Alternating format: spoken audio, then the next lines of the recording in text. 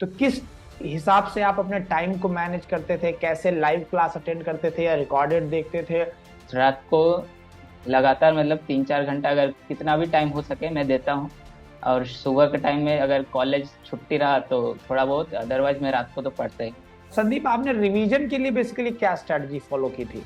Revision तो sir मैंने तो पहले फुल लेंथ नोट बनाए जितना हो सका। तो मैं क्या किया, फुल लेंथ को ही मैं बार बार रिवाइज करता गया। तो मेरे लिए लास्ट में मतलब वो बहुत कम टाइम में वही शॉर्ट नोट्स बन गया मेरा। तो GATE exam is not about completing the syllabus.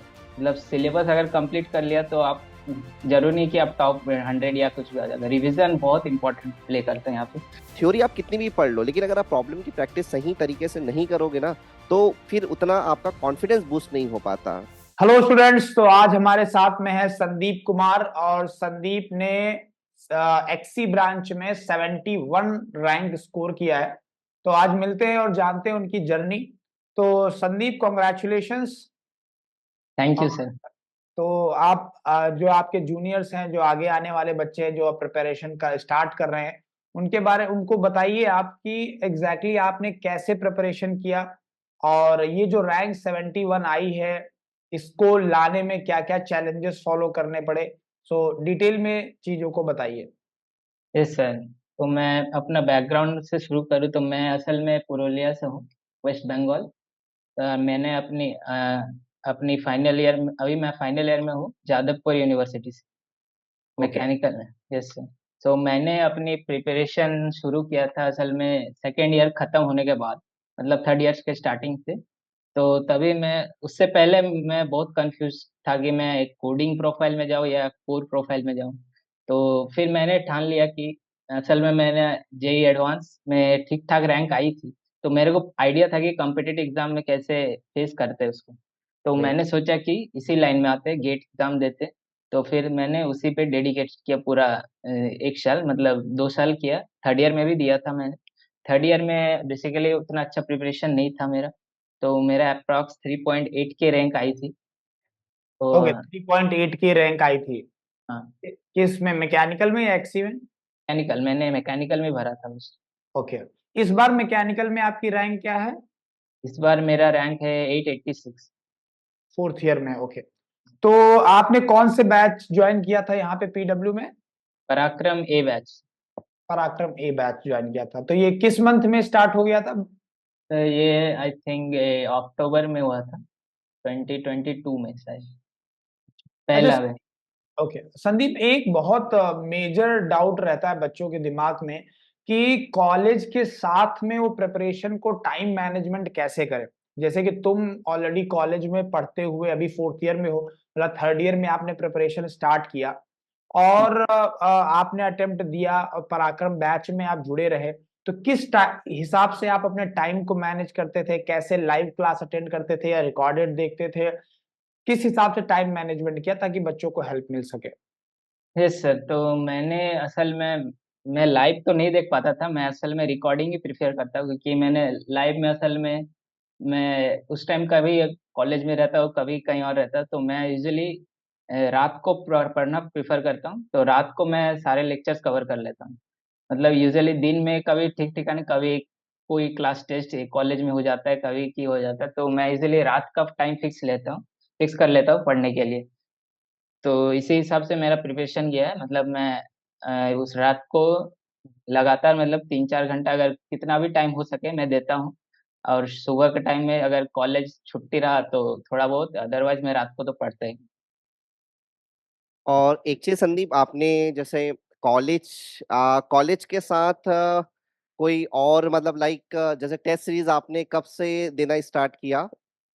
Test series मैंने सर, असल में मेरा प्लेसमेंट सीजन भी उसी टाइम चल रहा था, तो मैंने थोड़ा डिले हो गया प्लेसमेंट टेस्ट सीरीज देने में। तो मैंने अप्रोक्सीमेटली दिसंबर के लास्ट से शुरू किया था टेस्ट सीरीज देना। तो और जनवरी। टेस्ट आपने पूरे टेस्ट दिए थे, गेट वाला के पूरे ही टेस्ट दिए थे? गेट वाला के सर मैंने टॉपिक वाइज और सब्जेक्ट वाइज तो दिया था, बट मॉक टेस्ट ज्यादा नहीं दे पाया, मतलब 5-6 ही दे पाया था। अच्छा, ओके। एक ना जब आप टेस्ट सीरीज इंगेज करते हो तो ये काफी सारे बच्चों का रहता है कि स्टार्टिंग में आपके मार्क्स उतने नहीं आते हैं। ठीक है। क्योंकि वो ये जो चीज है वो धीरे धीरे करके ही इम्प्रूव होता जाता है, जैसे जैसे आप अपनी गलती से सीखते जाते हो। तो इस पे थोड़ा-सा यार आप अपनी जर्नी जो है ना टेस्ट की स्पेशली यहाँ पे कि कैसे आपने मार्क्स आपके इम्प्रूव हुए, इस पे थोड़ा-सा आप बच्चों को इसके बारे में थोड़ा-सा बताइए? Yes sir.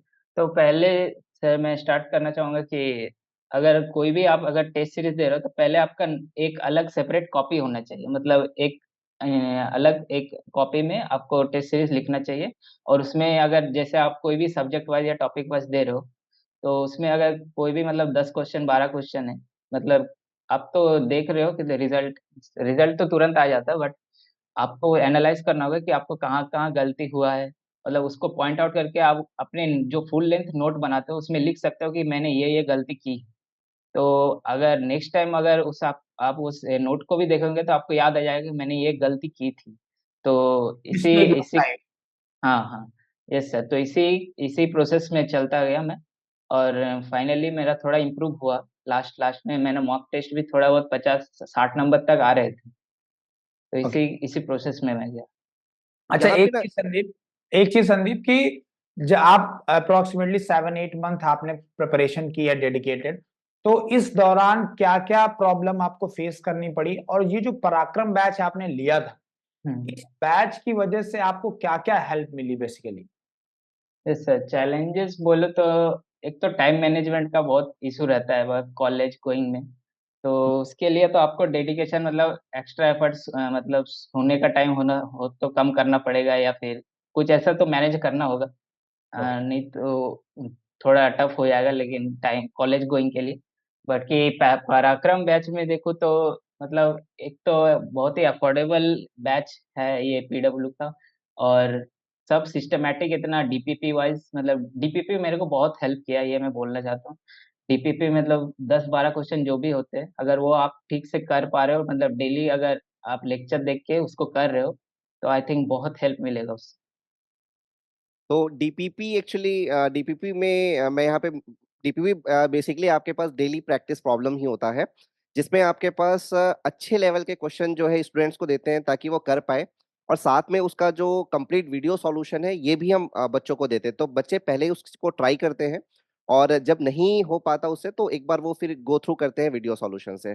तो डेफिनेटली नो डाउट ये आपके पास जो डीपीपी है, जैसे हमने काफ़ी सारे इंटरव्यूज़ लिए तो मोस्ट ऑफ द बच्चों का यही कहना है कि जो डीपीपीज़ हैं, ठीक है ना? डीपीपीज़ ने काफ़ी हेल्प किया है उनके कॉन्सेप्ट को बूस्ट करने के लिए, क्योंकि कहीं न कहीं थ्योरी पढ़ना एक अलग चीज़ होती है और फिर अच्छे प्रॉब्लम्स की प्रैक्टिस करना एक अलग चीज़ होती है। तो थ्योरी आप कितनी भी पढ़ लो, लेकिन अगर आप प्रॉब्लम की प्रैक्टिस सही तरीके से नहीं करोगे ना, तो फिर उतना आपका कॉन्फिडेंस बूस्ट नहीं हो पाता। तो आई थिंक संदीप ये चीज़ आपने बिल्कुल सही किया था। यस सर, मैं एक चीज़ और बोलना चाहता हूँ कि the GATE exam is not about completing the syllabus. मतलब सिलेबस अगर कंप्लीट कर लिया तो आप ज़रूरी नहीं कि आप टॉप 100 या कुछ भी आ जाएगा। रिवीज़न बहुत इम्पोर्टेंट प्ले करते हैं यहाँ पे। अगर आप 5-6 सब्जेक्ट भी अगर कर लो ठीक-ठाक से, तो मेरे को लगता है बहुत अच्छी रैंक आ सकती है। मतलब ये डेफ़िनेटली मैं बोल सकता ये बहुत ही अच्छी बात आपने बोली क्योंकि कॉलेज गोअर्स के लिए सारा सिलेबस 100% सिलेबस कंप्लीट कर पाना बहुत ही डिफिकल्ट टास्क है। लेकिन कई बार बच्चे ऐसा करते हैं कि पूरा सिलेबस के चक्कर में क्या करते हैं कि रिवीजन छोड़ देते हैं। तो संदीप आपने रिवीजन के लिए बेसिकली क्या स्ट्रैटेजी फॉलो की थी? रिवीज़न तो सर मैंने तो पहले फुल लेंथ नोट बनाए जितना हो सका। फिर मैं शॉर्ट नोट्स बनाने का मेरे पास टाइम नहीं था कि मैं क्या किया फुल लेंथ को ही मैं बार-बार रिवाइज़ करता गया। तो मेरे लिए लास्ट में मतलब वो बहुत कम टाइम में वही शॉर्ट नोट्स बन गया मेरा। मतलब फुल लेंथ को ही मैंने बार-बार देखता रहा। तो पहला टाइम में फर्स्ट टाइम जब मैंने रिवीज़न किया था थोड़ा टाइम लगा था उसमें, ऑब्वियस है, वो लगेगा।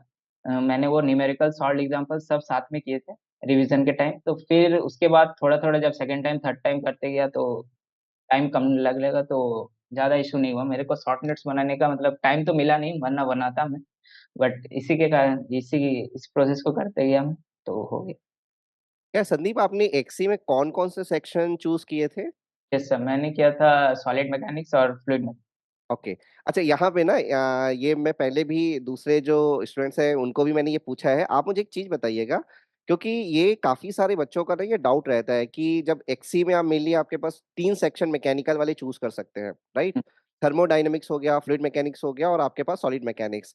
तो क्या पहले से आपने प्लान करके चला था कि मैं सॉलिड मैकेनिक्स और फ्लूइड मैकेनिक्स वाला पार्ट ही चूज़ करूँगा, या फिर जब आपने पेपर देखा और पेपर देखने के बाद on the basis of the toughness, ठीक है, क्वेश्चन कौन सा टफ है, कौन मतलब किस सेक्शन में क्वेश्चन ज्यादा डिफिकल्ट है, उसके बेसिस पे आपने वहां पे सेलेक्ट किया। तो क्या स्ट्रेटेजी थी आपकी वहां पे?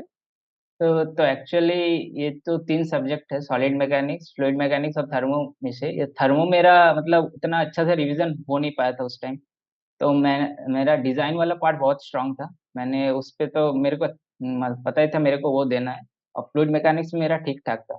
तो मेरे लिए तो उतना इशू नहीं था कि मेरे को जाके डिसाइड करना है, क्योंकि मेरे को मैं सेट करके गया था। बट अगर आपका तीनों सब्जेक्ट मतलब अच्छे से कंप्लीट है पूरा अच्छे से, तो मैं यही सजेस्ट करूंगा कि आप वहां जाके पेपर देख के अगर आप डिसाइड करें तो और ज्यादा बेहतर होगा, क्योंकि ये मेरे केस में एप्लीकेबल नहीं था, क्योंकि मेरा उतना अच्छा से रिवीजन नहीं एक अच्छा चीज और संदीप। Sir sir. एक चीज और मैं यहाँ पे आपसे पूछना चाहूंगा संदीप, कि एक्चुअली क्या होता है ना, बच्चों के दिमाग में थोड़ा सा एक परसेप्शन होता है कि यार मैं एज ए मैकेनिकल की अगर तैयारी कर रहा हूँ तो मुझे अलग से एक्सी की तैयारी करनी पड़ेगी। और बार बार हम इस चीज को बोलते हैं कि यार अगर आप मैकेनिकल की तैयारी बहुत अच्छे से कर रहे हो ना, ठीक है ना, तो एक्सी में एक्सेप्ट फ्लूइड मैकेनिक्स वाला पार्ट है जहाँ पे आपके पास पोटेंशियल फ्लो वाला पार्ट एक्स्ट्रा ऐड हो जाता है, उसके अलावा अलग से कुछ करने की जरूरत नहीं है। तो जितना हम पढ़ाते हैं that is more than sufficient. ठीक है, तो बच्चों को कई बार क्या होता है ना, जैसे जो स्टूडेंट जिन्होंने ऑलरेडी वो एग्जाम निकाला है, अगर आप वो चीजें उनको समझाओगे तो ज्यादा अच्छे से समझ में आएगा। हम ये बोलते बोलते थक जाते हैं, लेकिन है। बच्चों को दिमाग में हमेशा वही चीज रहती है। यस सर, मैं तो यही बोलना चाहूंगी कि आप अगर एग्जाम दे रहे हो तो एमई प्लस एक्सी दोनों दीजिए। क्योंकि सर इसमें और एक चीज है कि अगर आपको पता नहीं है उस टाइम कि पहले एक्सी का एग्जाम होगा कि एमई का होगा, तो एग्जैक्टली। अगर पहले अगर एक्सी का हो गया तो मतलब आपको एक एक्सपोजर मिल जाएगा एग्जाम हॉल का। तो वो तो एक बेनिफिट होगा ही। अगर बट ऐसे भी अगर आपको देना है तो मैं सजेस्ट करूंगा दोनों दीजिए। एक्सी में भी बहुत अपॉर्चुनिटीज हैं हाँ आज। बिल्कुल बिल्कुल। तो आगे फिर और क्या प्लान करके चल रहे हैं, क्योंकि अभी आप फाइनल ईयर में हैं, तो आगे और क्या, आगे मतलब जैसे ये एक्सी का जो गेट स्कोर है इसको कैसे आप यूज करेंगे आगे? सर मैं तो इस बार सोचा था कि पीएसयू में अगर हो जाए, बट अगर ये मैकेनिकल में उतना अच्छा नहीं हो पाया तो मैं सोच रहा हूँ अभी एमटेक लेके अगर फिर से मैं गेट का प्रिपरेशन करूँ 2025 में। या फिर मेरा प्लेसमेंट भी लग चुका है, कैंपस प्लेसमेंट, तो मैं सोच रहा हूँ कि अगर जॉब के साथ करूँ या एमटेक के साथ करूँ, ये मेरे को अभी सोचना। कहाँ पे जॉब लगा है आपका? सर मेरा एक कंपनी है हल्दिया पेट्रोकेमिकल लिमिटेड। अच्छा। तो ये जो गेट का प्रिपरेशन था जो आपने किया, तो ये आपके प्लेसमेंट में हेल्प किया? यस सर, डेफिनेटली मतलब इंटरव्यू क्रैक करने में बहुत हेल्प हुआ है। मतलब ज्यादा कुछ एफर्ट नहीं डालना पड़ा, गेट के प्रिपरेशन से मेरा मतलब बहुत कुछ।